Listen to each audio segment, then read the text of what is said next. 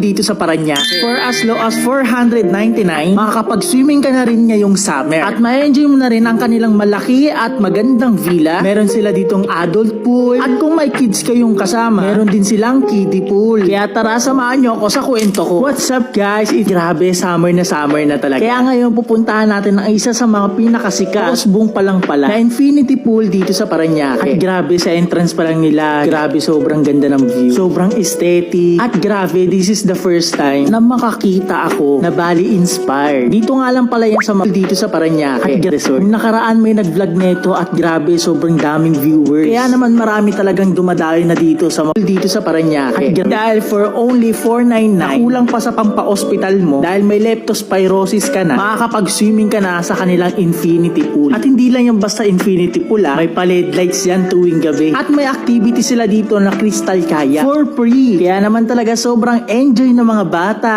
at ng mga buong pamilya. Kaya naman ngayon tag-init, huwag nyo nang palampasin tong infinity pool dito sa Parañaque Resort.